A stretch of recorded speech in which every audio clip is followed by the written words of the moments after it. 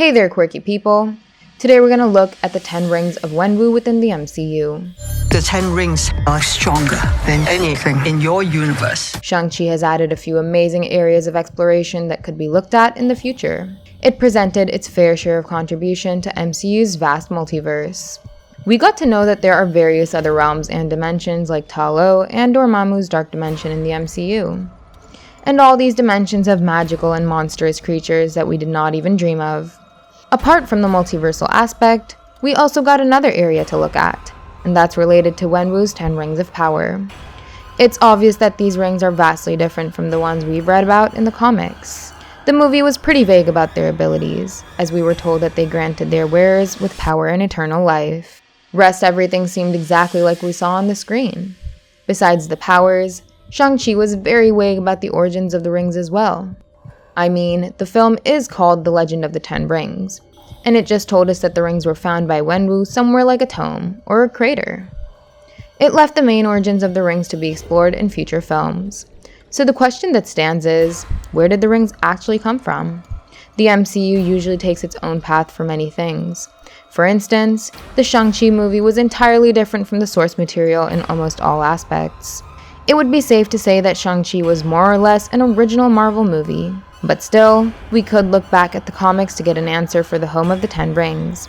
You see in the books, the rings were found by Mandarin in a crashed spaceship which was full of alien beings. These aliens looked like a fusion between dragons and men.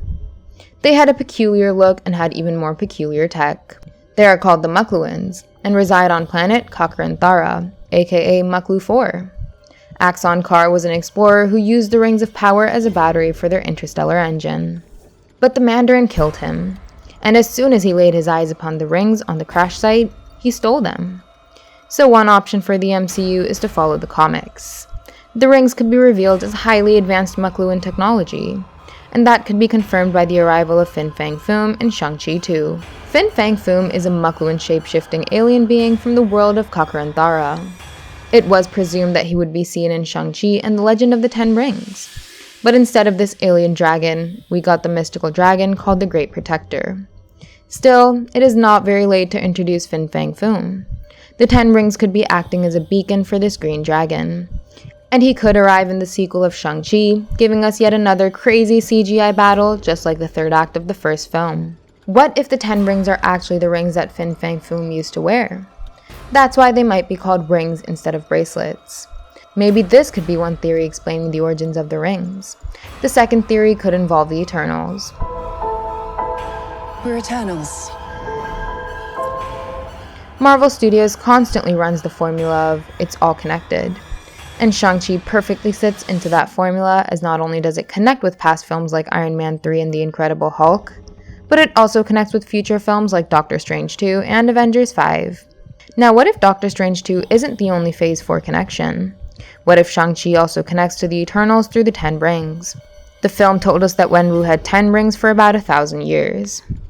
But Bruce Banner revealed that the rings are actually much older than that.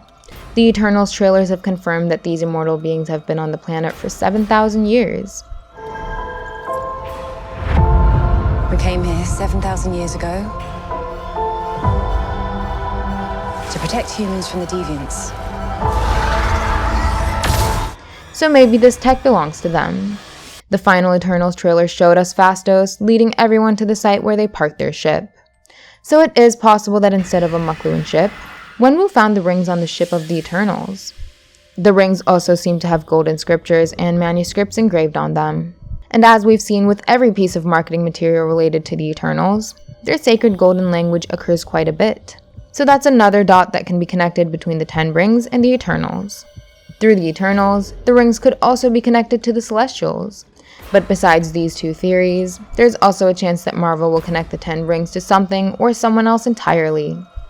Maybe they could connect the rings to Galactus, who is yet to arrive in the MCU. Or it could be someone like the Beyonder. That would be crazy, don't you think? So what are your thoughts upon the origins of the 10 rings?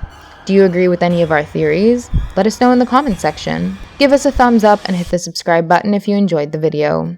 And don't forget to check out some more fun content on our channel. Thank you, and I'll see you in the next one. Goodbye!